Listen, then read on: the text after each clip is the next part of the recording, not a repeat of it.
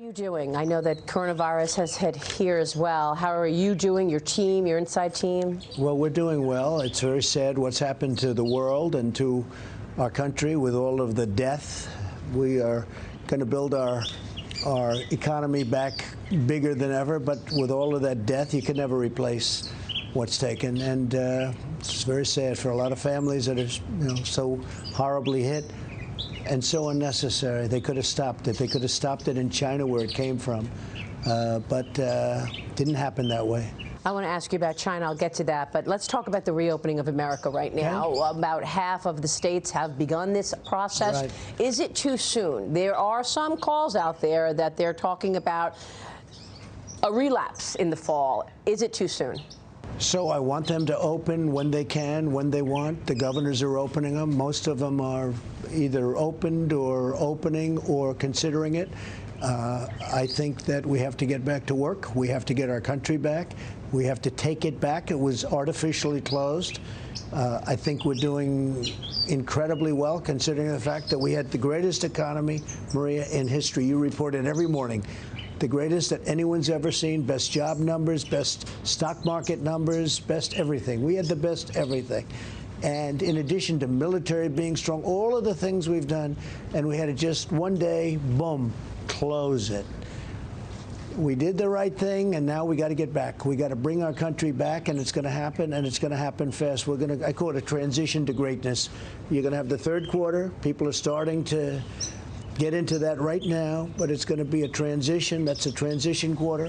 We're going to do well in the fourth quarter, and I think next year, with all of the stimulus, all of the things we've done, I think we're going to have one of the best economic years we've ever had. Dr. Fauci is saying a different thing. He says he's worried about spikes turning into outbreaks. He said it seems like it could be too soon, and that the major message he wants to convey is that the danger is if we skip over the checkpoints and the guidelines to open America again, then we risk the danger of multiple outbreaks. So Anthony is a good person, very good person. I've disagreed with him. When I closed the border to China, he disagreed with that, and then ultimately he agreed, and he said I saved hundreds of thousands of lives, which is what happened. Everybody disagreed when I did that. I think that we have to open our schools. Young people are very little affected by this. We have to get the schools open. We have to get our country open. We have to open our country. Now, we want to do it safely, but we also want to do it as quickly as possible. We can't keep going on like this. I mean, you're going to have you're having bedlam already in the streets. You can't do this. We have to get it open. I totally disagree with him on schools, and we will have. I call them embers. I call them spikes, and he called. I notice he used the word spike. Well, you might have that, and we'll put it out. You know, we've learned a lot. We didn't know anything about this. This is a horrible disease. This is a horrible plague. I call it a plague. It's a terrible thing. We've learned a lot, and we also know how to put it out, but we have to open our country. We have no choice. You know, people are dying this way, too, when you report this better than I could ever report it. But people are they're dying with this closure, with the shutdown of a country where they're in their house or in their apartment. They're not allowed. Some people are too tough on it. They're not allowed to go out. They can't. They're losing their jobs. We're not going to let it happen. Do you think your critics want you to keep it closed going into the election? Yeah, I do. I do. I think it's a political thing in addition. I think because some they're states, saying you're putting money, business ahead of lives. Yeah, no. I think the people that want to see the right thing happen, they agree with me. We have to get our country open. You know, if it was up to some people, let's keep it closed for a long time, okay? A long time, and watch the United States go down the tubes. Not going to happen.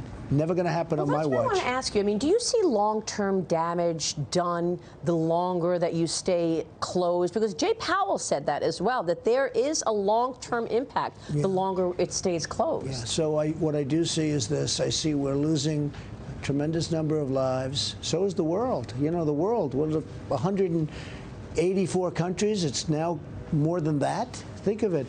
But tremendous lives lost. So that can never, when you talk about damage, that can never be replaced. We're going to lose over 100,000 perhaps in this country. Now, in all fairness, that's at the bottom level of the scale. We would have lost 2 million. We would have lost more if we did it a different way. but you're talking about 100,000 more, a little bit less, more, who knows? It's a terrible thing. No, so that can't be replaced. We're spending trillions of dollars on all of the damage economically, financially that it's caused. So it is a terrible thing. It's just an incredible thing. We were sailing. 2 months ago, we were sailing. We were going. We had the best of everything. It was the best unemployment situation in my lifetime, certainly. And now we're talking about 33 million people filing for unemployment, even after $10 trillion in stimulus. That's all going to come back. Bankruptcies. The lives won't come back. That's all going to come back. It's going to come back fast. Now, with that, we're spending money, we're borrowing money, we're spending money. All of that stuff is bad, but all of that's going to work out. That's going to all come back. We have a strong dollar. We have a great country. The people want to go back to work, and they don't want to lose their jobs, by the way. So you want a strong dollar? Because in the past you've said you didn't want a strong dollar. I'll tell you what, it's a great time to have a strong dollar, because the whole world, you know, we're paying 0 interest rate. That's never happened either. We're paying so low. Everybody wants to be in the dollar because we kept it strong. I kept it strong.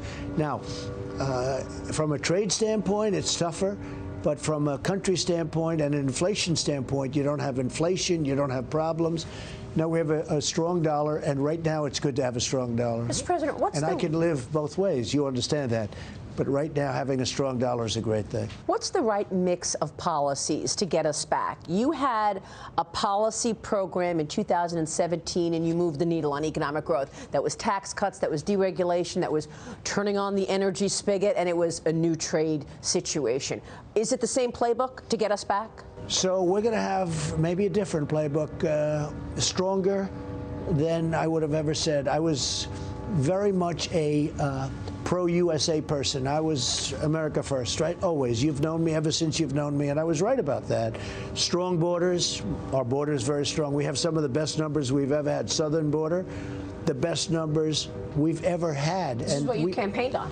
I did, and we've now built 182 miles of wall. You know what that is? 182 miles. We'll be at close to 500 miles by early next year. Of new wall. Brand new, all brand new, and renovated too, but I'm not even talking about that. We're talking about over 500 miles of wall, and we have, you have to understand, I had a party totally, they want open borders, they want people pouring in, and even they don't mention it. You notice I have all the financing. They didn't even bother with it at the end because I turned out to be right. They didn't want to be the party that was opposed to having walls and having strong borders. But they are. They want open borders. They want people pouring into our country. And now they look at it and they say they pour in. Do they have COVID-19? Do they? What's the problem? You know, what problem do they have? Okay, and so they want to stay away from that subject. But when you think of what we've done, but I was always America first. Make America great again, right? And basically it's that, but it's that plus, because a lot of people fought me on China. You hear what that? You hear all that honking? You know what that is? That's trucks. They love their president. Trucking protesters, right? Well, they're not protesters. They're supporters of me, because we're getting things for the truckers and all those great truckers that are all over the country. They want the economy and they're hunky, and they're really very thankful that I'm president, frankly. So when I hear the horns, there's 1,000 trucks outside. It's great. So what we're doing is what I was doing before, but even more so. And I'm even, you know, stronger about it. America first. China, I made a great trade deal. The ink wasn't dry when the plague came over from China, but the ink wasn't even dry. They didn't tell you about it when they came here on the 15th of January and shook everybody's hands. That was never even a subject. That was not anything that anybody really understood or knew about at the time. But China, I'm very disappointed in China. I will tell you that right now. I have a lot of questions Maria, on China. We can do things in our country. We can, you know, we used to make our own product. Would you believe it, right? We used to make our own product. We don't need 37 pencils. We can buy 2 pencils, and they can be better. But, you know, we went astray. The whole thing, we went astray. I've been talking about this for 20 years. Probably it's the #1 reason I ran for president, because I saw that our car industry was leaving, going to Mexico. You know, Mexico makes 30% of our cars. It's not even believable. Well, and Canada makes a lot of our cars. Businesses wanted cheap labor, but they also wanted lax environmental rules. See, the cheap labor turned out to be very expensive, because when you add what this is costing, you just take a look at what's happening. And when you add what's costing by us with our drugs, our pharmaceutical products, so many different minerals. things. So I put tariffs on China, and we've taken in tens of billions of dollars. I gave a lot of that money to the farmers because they were targeted by China. And every other president let China do whatever they wanted. You know, we were losing anywhere from $200 billion to $500 billion to China a year. Think of it. We rebuilt China, and I give them a lot of credit. But I don't give our past presidents and leaders a lot of credit, because they got taken to the cleaners. And worst of was the last 8 years under President Obama and Biden, where his son gets $1.5 billion, and then they're supposed to be tough on China. Doesn't work that way. He traveled on Air Force Two. Yeah, with he used then his Vice father. President His Joe father Biden. got him to hundreds. Look. It's impossible to do what he did. If you talk to Steve Schwarzman, and I asked him, I said, Steve, is something like that possible? He said, to get that kind of money. He said, it's impossible. You can't get that money. He said, this guy had no experience. He didn't even have a job. And he walked out of China with $1.5 billion to invest for them, of which he makes hundreds of thousands and actually millions of dollars. What is this? So how do you get us back? When you look at these numbers, we're going to be going into the election with a double-digit unemployment rate. I mean, could we get below 10% by September on unemployment? No, but what are your by policies next year, to get I think us we're going to be very, very strong again. We have tremendous powers that other people don't have. We have tremendous job capacity, and I think what's going to happen is next year is going to be one of our best years. I feel that we will transition in this third quarter. Fourth quarter is going to be good. Next year is going to be incredible. Are there industries that you're thinking of that will lead us out of there, that are more poised to open and have economic activity than others? And what about states? Are there states out there that have become a model for you? I know Georgia did well, Florida as well, in terms of their openings. What can you tell us about the openings so far? But don't forget, those states, none of them would have done well without what we did in the federal government, because we became the ventilator maker of the world. I mean, we are now doing things with ventilators that nobody thought possible. When we took over, we didn't have ventilators. Nobody knew what a ventilator was. We're making thousands of ventilators now a week. And also, by the way, everybody's got ventilators. We're giving them now and selling them to other countries who desperately need them. Other countries are calling up. They desperately need them. We're the testing capital. You see the numbers. I mean, you've seen this before. But this is us in the blue. You're up to 10 million. Now look at this, over 10 million tests. Get to a place where the White House is in corporate America, where every time you go to work, you just get your temperature taken, you get a test. Is that where we're going? You don't want to be doing that. Look, we want to go back to, like, you want to see a baseball game, or you want to see a basketball or football, you want to walk into a stadium. I went to the Alabama LSU game last year. They had 110,000 people in the stadium. I don't want to see 25,000 people where you have empty seats all over the place because of distancing. When do you think we could get back to that, Mr. President? How long is this going to take to get back to normalcy? Yeah, I think we're going to have a vaccine by the end of the year. We're doing very well with a vaccine. And I will tell you something. I just literally left a meeting. We're mobilizing our military and other forces, but we're mobilizing our military on the basis that we do have a vaccine. You know, it's a massive job to give this vaccine. Our military is now being mobilized, so at the end of the year, we're going to be able to give it to a lot of people very, very rapidly. And you're just doing something with syringes as well, so that you can have it plentiful. That's right. You have enough vaccine. We will have the tremendous force, because assuming we get it, then you have to distribute it. Right. And unless you're mobilized and ready, you're not going to be able to do it for a long time. So we're starting now. We're of the assumption that by the end of the year, we're going to have a vaccine, and then we have to be able to give it, to use it on most of our population. Yeah. Now we'll focus on elderly. We're going to focus on nursing home and senior citizen centers. Because that's really, if you look at it, that is a very vulnerable group. It's a terrible thing But so we're going to be focused on that. We're going to go Can with you the divide vaccine. the country saying, okay, if you're below 50, you're healthy and strong, you're okay, go back to work. Elderly, divide them. Well, we're doing that, and I'm actually saying, like with the schools, open the schools. But if a teacher is 65 or older, especially if they have diabetes, if they have a bad heart, if they have a problem, we say relax for a longer period of time. But if you look, there's been very little damage done to people that are healthy and young and, frankly, medium-aged people. But the elderly have been decimated, absolutely. Let me get back to getting us back to where we were. Nancy Pelosi has a stimulus package now. We know that it is $3 trillion. Kevin McCarthy's been tweeting about this, and apparently it includes diversity provisions for the marijuana business. It includes tax breaks for blue state donors, federal election takeover that mandates mail-in voting. What is your take on proxy votes and mail-in voting? This is part of the Speaker's stimulus package. So she knows it's dead on arrival. We had a very interesting evening last night, as you know. In Wisconsin, we won very, very by a lot. And this is not a primary, this is an election. It was a special election.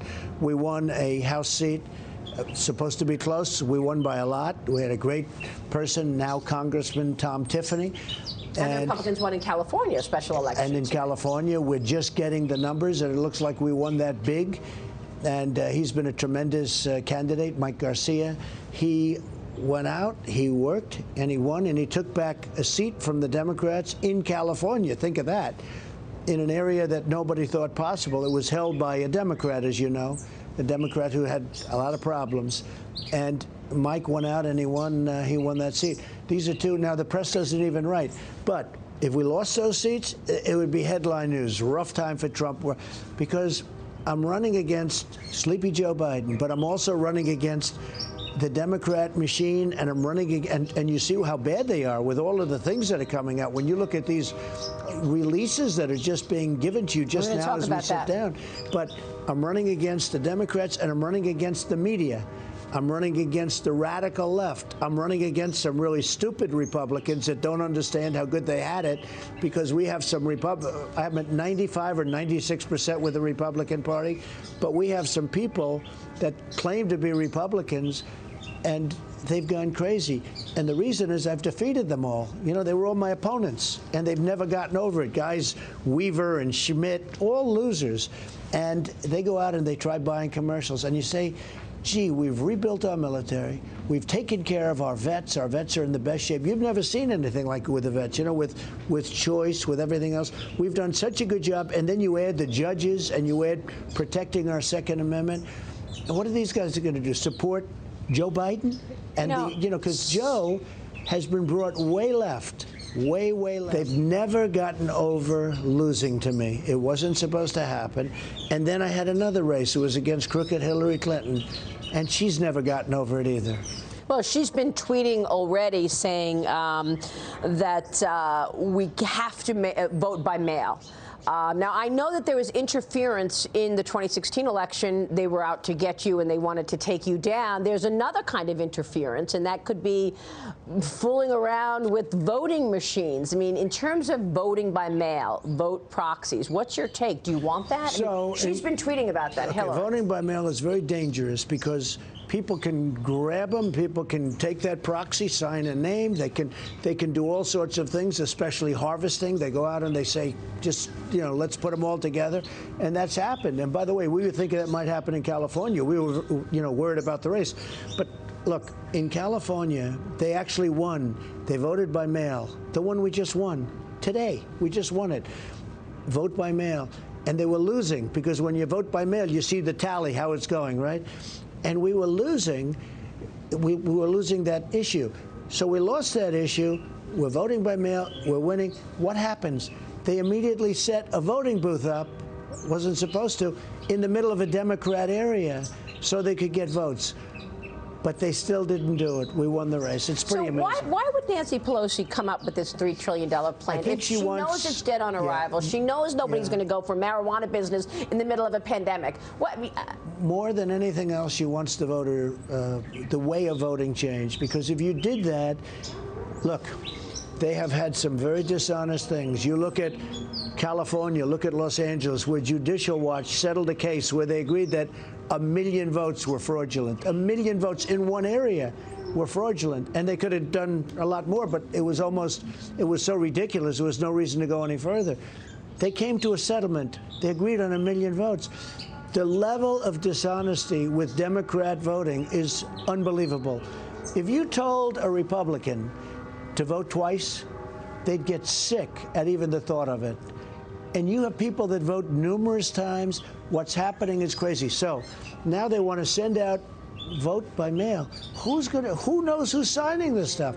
Not only should they come and vote, now if you're a senior citizen and if you're this or that, like in Florida, there's a great system of voting, but it's a fair system and it's a very closely watched system. So in some cases, age, you're not feeling well, you should be able to do it. But you have to go out and vote. And if you don't do that, we'll have the worst rigged election since Bernie Sanders, because Bernie Sanders has had a lot of bad things happen to him. You know, it's interesting with Bernie Sanders. It's a good point. I'm glad you make that. If Bernie Sanders, if Elizabeth Warren drops, and nobody talks about this, I say it all the time because it's so basic. Elizabeth Warren was a failed candidate, but she got a lot of the super liberal votes, you know, the radical left, I call it. And she didn't drop out of the race, Super Tuesday. If she drops out of the race, she doesn't even have to endorse Bernie Sanders. He wins every state, almost every state, against Biden. But she didn't, and then 2 other people did drop out. They gave the support to Biden. And despite that, if she does it, because she got, you know, thousands of votes, every one of those races were very close. He would win almost every state, Bernie Sanders. And that was the establishment Democrats killing Bernie Sanders. You know, Mr. President, there are a lot of people today that are very happy that you're so tough as you are, because there's a statute. There's a 1947 statute that says Nancy Pelosi would yield all of the powers of the presidency if the president and the vice president could not. Consistent with the law, she could issue whatever executive order she wanted, fire disfavored political appointees, and in general, direct the executive branch as she pleased. She's third in line. It's never going to happen. We'll keep our vice president very healthy, and I'll stay healthy. Never going to happen. She would be a disaster. Look, Nancy Pelosi's a disaster, okay? Even doing a thing like that with her crazy vote. What she wants to do is get involved with the voting. She just got back to Washington. Everyone said, what was so long? She just got back here. So let's just see how it all works out. But I think we're going to have a great election. I'm getting really good poll numbers. For the most part, they're not being shown. And I saw Joe Biden on television yesterday. And if you watch him, he knows nothing. He knows absolutely nothing. Do you think he will be the candidate? I don't know. I just don't know. I mean, I'm looking. Normally, it's, of course, you know, he's going to be the candidate. Again, if Elizabeth Warren, Pocahontas, as I affectionately call her, because her whole life was a fraud, if Elizabeth Warren just got out before Super Tuesday, it would be Bernie. I don't care who it is. It doesn't matter. I actually would prefer Joe. I think I'd prefer Joe. Who knows, right, about those things. But a lot of people wonder, is he going to be the candidate? But, you know, how will you be positioning yourself for the election? Because people voted for you because they trusted your economic smarts. They knew you could turn things around for the economy and business. You're a business, the first business president, exactly. But now we've got 33 million people filing for unemployment. We've got 20%. Nobody blames me for that. Look, unemployment we had to turn off our country. We had the greatest, as we said. So will you position yourself differently going into this election? No, I don't think so. I'm going to do it again. I got to do it again. I did it once. I showed it can be done. And you know it. I've been on your show plenty. I did it once, and I'll do it again. Are you thinking about a payroll tax holiday?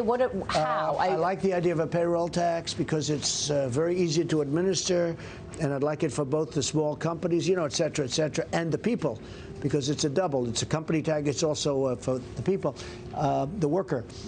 I'd like a payroll tax. Cut, a payroll tax cut or a holiday? Cut, yeah, cut, meaning cut. That's one of the taxes that I want to see cut.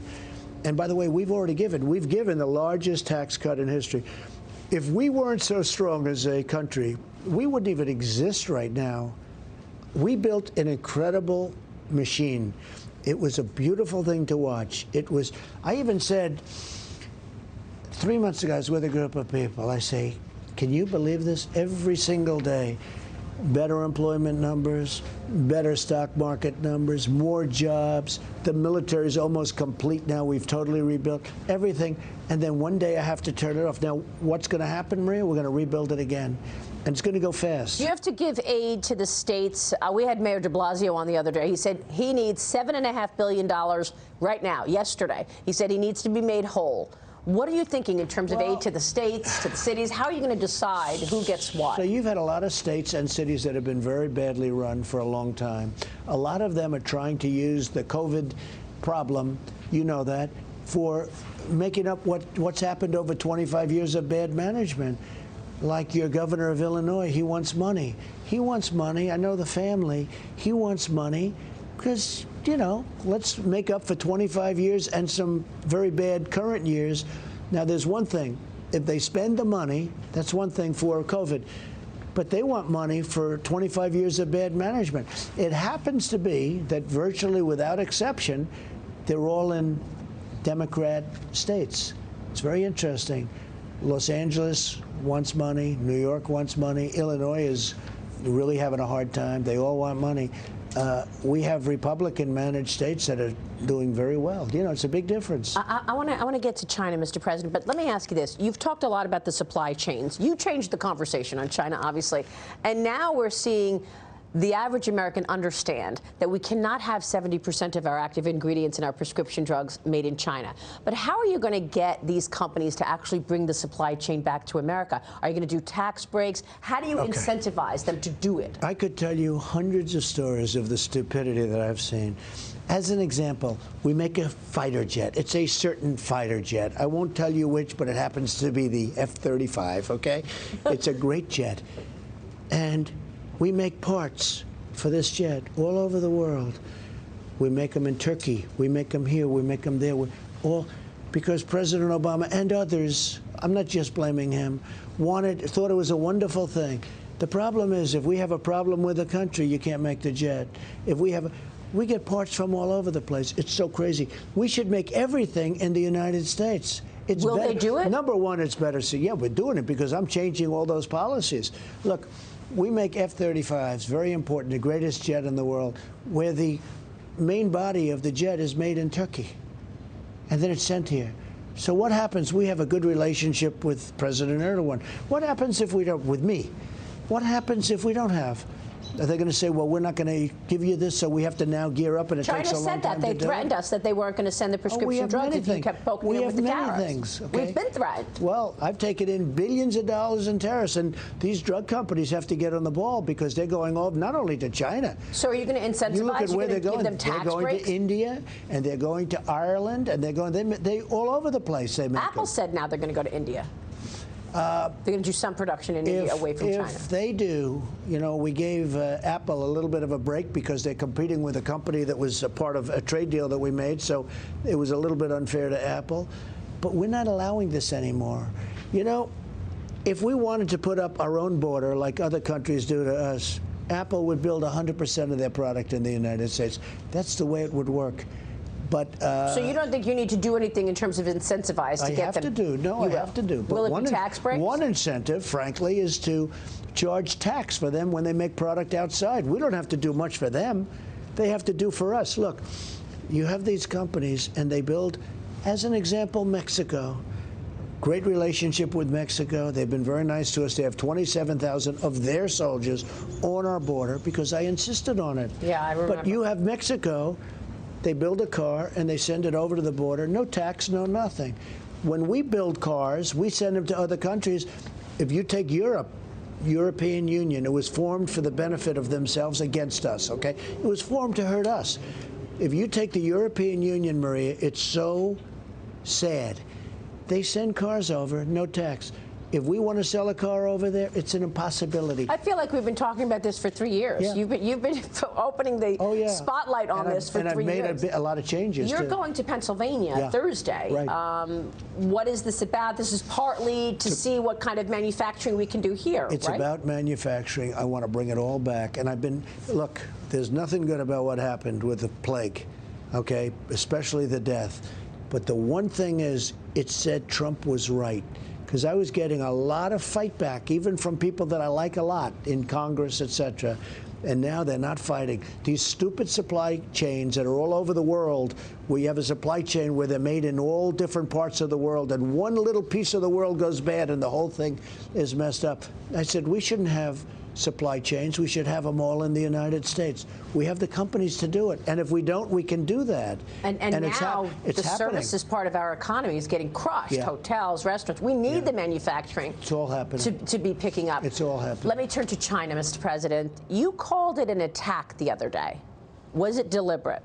So, a terrible thing happened, and you can look at it as a source. It took place at a certain point, and it could have been put out, and it should have been put out.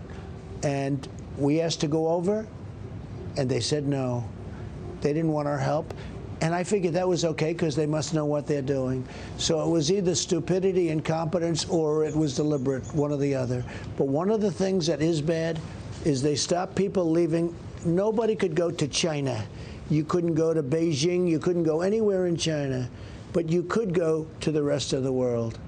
What was that all about? 430,000 people traveled from China to the United States after coronavirus was known. Right. Okay. So we took in, as you know, a very small, because I put on, in January, and I was criticized by everybody, including Dr. Fauci. I put in a wall. We put in a very strong wall. Only a small number of people were allowed in, and they were all U.S. citizens. I can't tell a U.S. citizen you can't come back into your country. And then I put up a barrier to Europe, too, because what happened is these same people and others went to Europe. Europe became heavily infected. Italy, a very favorite place of yours. Yes. Italy, Spain, France became very, very badly infected. Infected is a terrible word, isn't it? It all became a horror show. And then I closed it because I didn't want people coming in from Europe, if you can believe it. This is what happened. But by doing this, we actually acted very early. We did a great thing, but it's a disastrous subject, no matter how you cut it. Knowing what you know now, and as you start reopening things and you're getting info from all of the governors and you're tracking this, when would you expect international travel to come back? Is that a 2021 affair? All I can say is this: as soon as possible. We can't send planes over to a country that right now, I mean, I'm not going to mention names of countries, but there are some that are right now, we talked about one just a little while ago, really badly infected. So we can't bring people in that we just can't do. It'll take a while. It'll take a little while. But a lot of people are going to start traveling more so in the United States, and they'll be back. We're going to have, it's all going to be back together. And in many ways, we've learned a lot, and we're going to bring back manufacturing that we could never have done without this. As bad as this has been, because now people agree with me. A lot of people are saying Trump was right. I've been talking about this for a long time. I've been doing a lot about it. But, you know, they become embedded. It's almost like it becomes a way of life. We have to do business. So much stimulus. This is about our country. It's not about the world. We have to fix our country. The world, we want to be a leader, the leader, but right now, I'm president of the United States. I'm not president of the world. I say it all the time. I want to make America great again. I want to do what we have. You know, years ago, we made our own product. We didn't rely on everybody in the world. They have their own problems. So what happened? They just wanted to do it cheaper? They wanted less. So you have globalists. They're globalists. They're people that think we have to make the world wealthy at our expense. I don't even know where these people come from. But those days are over. And if nothing else, over the last 2 months, it's been proven to be right. Let me get to China, because I also want to get to the unmasking and General Flynn, but I got to get to China first, because Secretary Pompeo said that he has strong evidence that it did come from the virology lab. We've been reporting this every Sunday, by the way, from early on. You also said that you saw evidence. Can you tell us anything about the intelligence? No, but we have a lot of information, and it's not good. But you know, the worst of all, whether it came from the lab or came from the bats or it all came from China. And they should have stopped it. They could have stopped it at that source. I call it the source. Right there. They made a decision to allow it to escape its borders. I don't know if they made the decision, but it got out of control. I think more likely it got out of control. Senator Cotton said that they didn't want the Chinese economy to contract 20% and the rest of the world to contract 2%. So we were beating them very badly before this. We were beating them between the tariffs and other things we were doing. And we were going up, and they were having a very bad year. They were having the worst year they've had in 56 years. He had Hong Kong protesters on the street, and they weren't well, and even beyond that. And we were really doing well. And that is a theory. But here's what I know for sure. They didn't allow this whole thing. They didn't allow people to go into China, but they did allow them to go out to the world, including the United States. That's why Europe is a mess. That's why, look at these countries. Russia's having a hard time. Everybody's having a hard time. So will it get worse for those countries, do you think? Yeah, it's for some of them. Some have just started the process. We're getting toward the end of the process. You know, so they downplayed the disease, they downplayed the virus. At the same time, they're allowing international travel, 5 million people leaving Wuhan, going to Italy, going to the United States. Then they start cornering the market on protective equipment, even though China is already the largest producer of this stuff. That's not the big thing. Look, the big thing is they should have never let this happen. So I make a great trade deal, and now I say, it just doesn't feel the same to me. The ink was barely dry, and the plague came over. And it doesn't feel the same to me. Are they going to renege on it? They're not going to buy the $250 billion, are they? They will buy $250 billion. They said somewhere I see they'd like to renegotiate the deal. We're not going to renegotiate. Look, I'm not happy about anything having to do with that particular subject right now. But everything I said turned out to be right. You go back 10 years, 20 years, I'm telling you, it's why I'm sitting here. There's the beautiful Oval Office. Because of trade, not only with China, with other countries also. You look at other countries, they charge us tariffs to do business, and we're not allowed to charge them. What are you going to do about it? Right now, as we speak, they're continuing to steal intellectual property. The word is out. The FBI puts the warning out. They're stealing intellectual property on science data, on research. They want to get a COVID-19 vaccine before us. Are they going to beat us to the COVID-19 vaccine now? They've always been doing it, and they were never called. Now they're being called out all the time with me. For a long time, long before this. So you can stop them from doing this? Well, we can stop them. They're going to try doing it. I mean, you could also stop doing business with them. That's one thing. Look, we have lost a fortune dealing with China. We have rebuilt China. They've done a great job. But the people sitting in this seat have allowed them to rip us off like you've never seen before. And that includes President Obama and Biden, Sleepy Joe. He allowed them to rip this country off. We spent hundreds of billions. We gave them hundreds of billions of dollars year in and year out. Have you spoken to Xi Jinping? I have a very good relationship, but right now, I don't want to speak to him. I don't want to speak to him. Because, you know, Senator Cotton was saying maybe we should be limiting the amount of visas that we give to students who want to study things like quantum computing. There are many things. And AI. There are many things we could do. We could do things. We could cut off the whole relationship. Now, if you did, what would happen? You'd save $500 billion if you cut off the whole relationship. Look, at what point does it, and I said this for years, I said it with other countries also. You know, China's not the only country ripping us off. At NATO, where we defend Europe for nothing, by the way, essentially nothing, I was able to get them to pay hundreds of billions of dollars more. You know my biggest fan in the world? Secretary Stoltenberg. He has said that to me on the show, actually.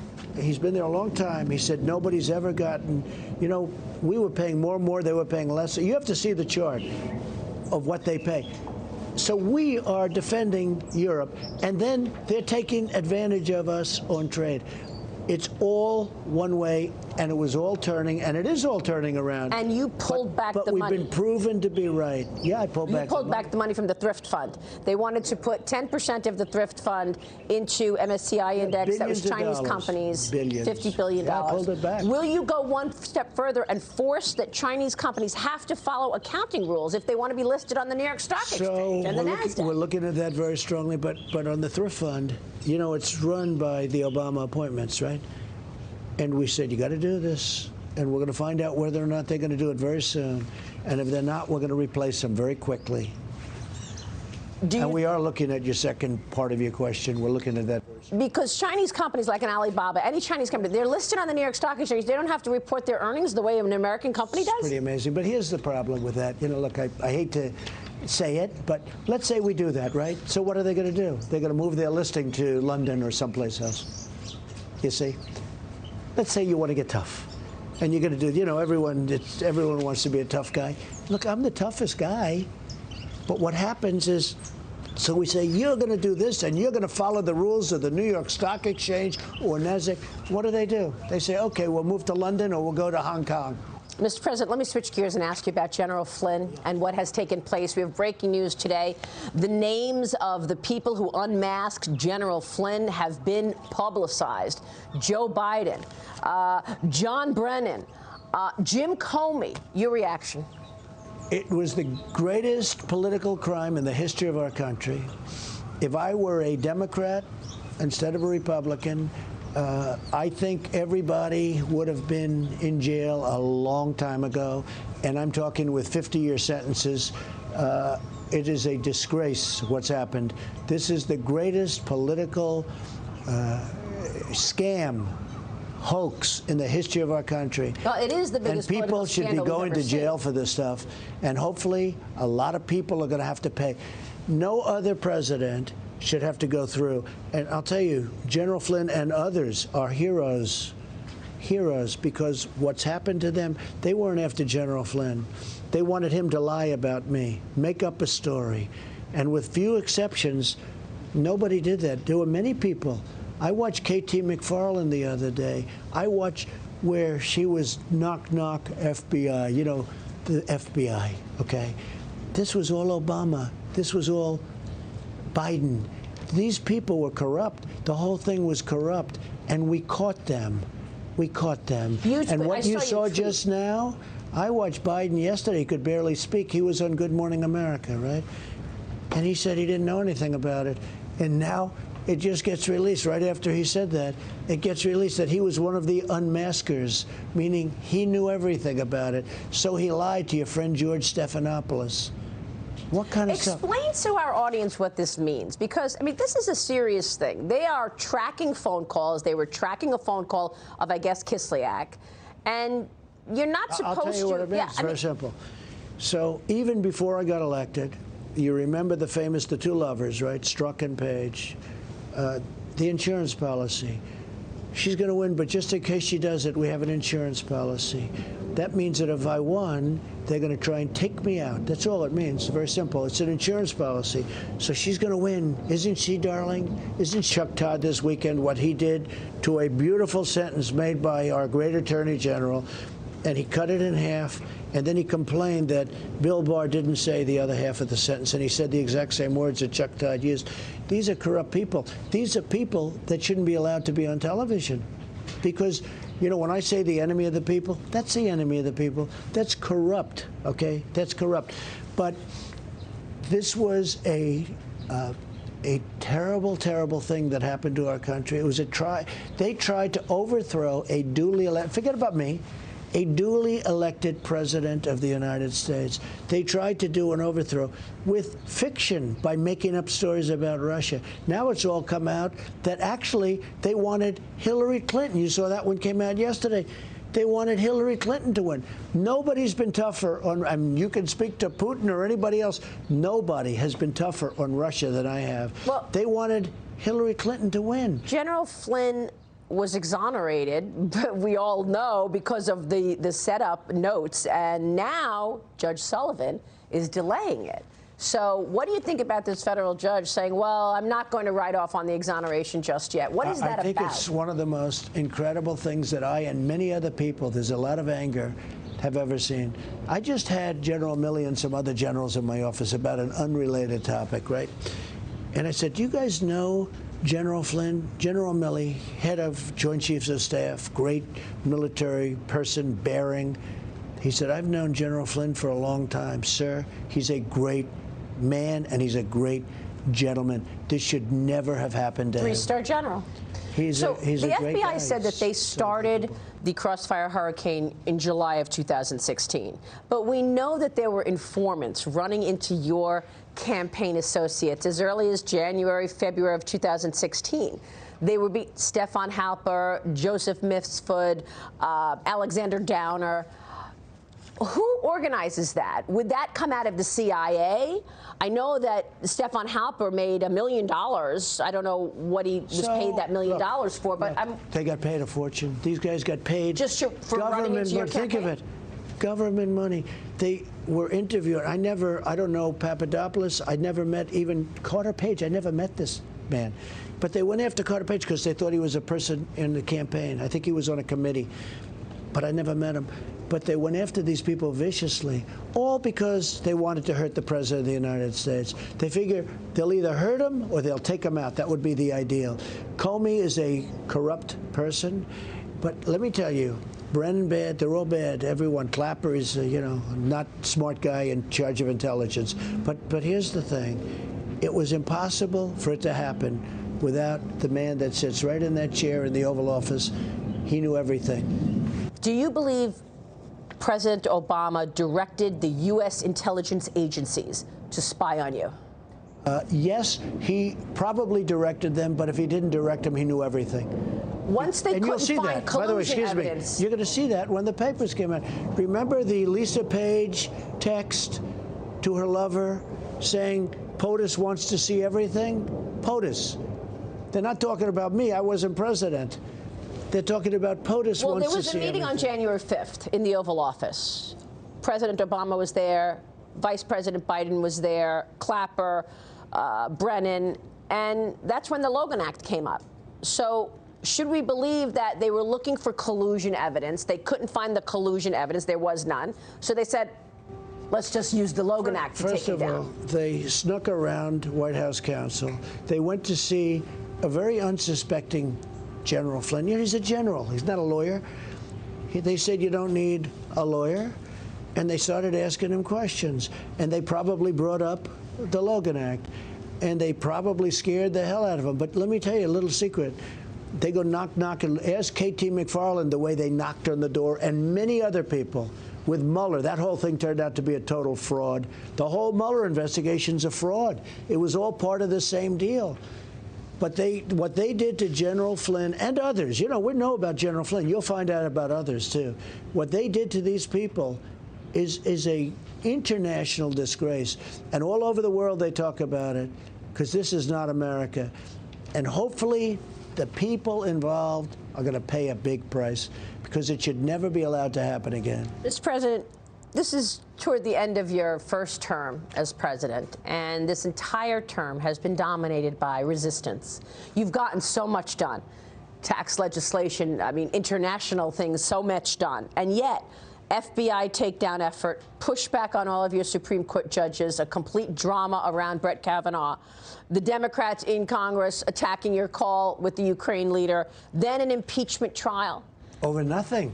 Over absolutely nothing. And I've never seen anybody to take a punch and get right back up and keep punching. Where does this resilience come from, that you keep getting things done in the face of all of this? A lot of people have asked me that question. Rush Limbaugh said, I heard him the other day, he said, I've never met a man that could take this much punishment and still be a great president. So what I've done is more than any other president. You take the first 3 years, we've done more tax cuts, regulations. We've done more than any other president ever. Jerusalem, al-Baghdadi. Oh, Jerusalem, just look at all of the things. Even if you look what would do, I came in and Iran was a powerful nation. Iran's a much different place right now. They'd like to make a deal. Iran would like to make a deal. But Iran was a very powerful place. So much we've done, so much, and I'm so proud. By the way, how about rebuilding our military? Our military was totally depleted. Now we have the strongest military, brand new jets, everything is beautiful, all made in the USA. All of the things I've done, including taking care of our Second Amendment. Our Second Amendment was and will be. If they get in, you're not going to have any Second Amendment. They will get rid of the Second Amendment for all of those people that feel that, the right to bear arms is a big thing. All of these things that I've done, and yet I've done it through I've had to fight through walls, like the wall that we're building on the southern border. I've had to fight through walls. It's not stopping, though. Are you ready to fight for another 4 years? It's getting much better, and we caught them in the act. Look, they have been caught in the act. We caught them. I consider it maybe one of, I always say drain the swamp. Nobody knew the swamp was that deep or that bad. Guys like Comey at the FBI, these were bad people. The FBI, you talk about General Flynn, the FBI said he didn't lie. They said he didn't lie. Trey Gowdy on my show this weekend said that leaking classified information is a 10-year felony. We know that some of those people did that. Well, Comey did, and other people did too. How involved was John Brennan? Totally involved. He was totally involved. John Brennan was one of the architects, in my opinion. You look at Brennan, you look at Clapper, you look at them all. But ultimately, the president knew everything. The president knew everything. President Obama and Vice President Biden, they knew everything. So what can you do about it? What can you do about it? Let me just tell you, if I were in that position, it'd be a whole different thing. If this happened to Obama, instead of to a Republican president that's popular 96% in the Republican Party, but it's a whole different thing. If this happened to Obama, instead of to me, you know what? Everybody would be in jail for years already, for years. It's a disgraceful thing. But we caught him in the act, Maria. It's a beautiful thing. And every day we're seeing more and more information come out. We caught him.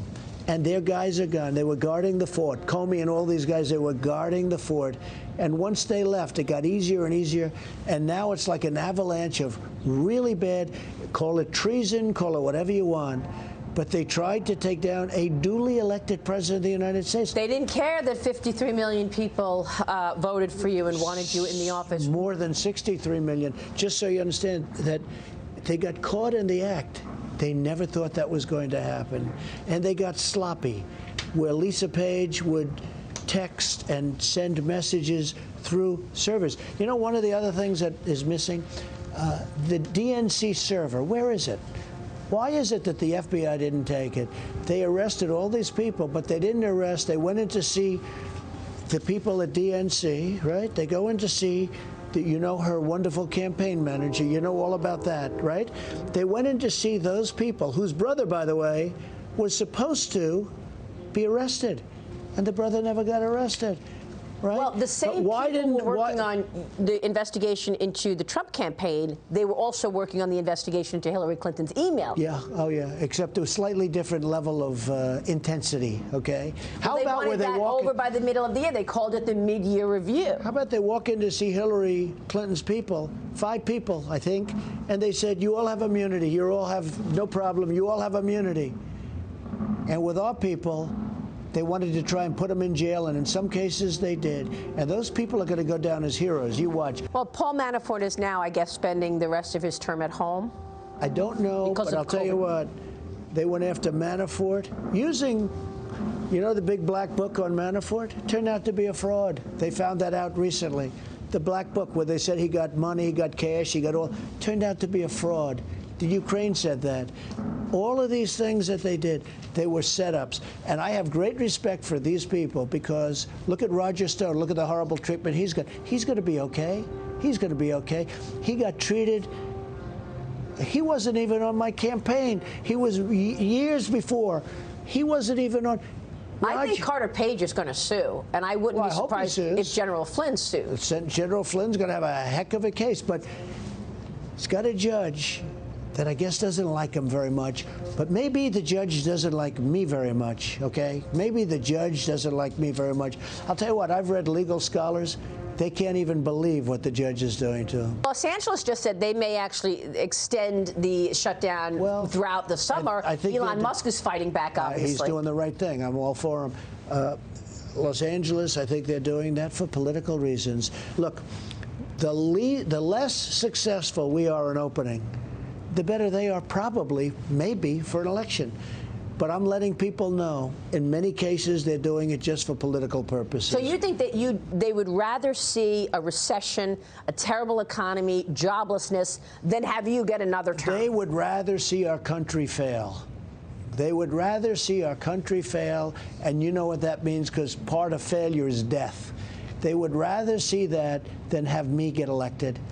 I've driven them crazy. I don't know what it is. You've upended everything, and they want their power, I guess.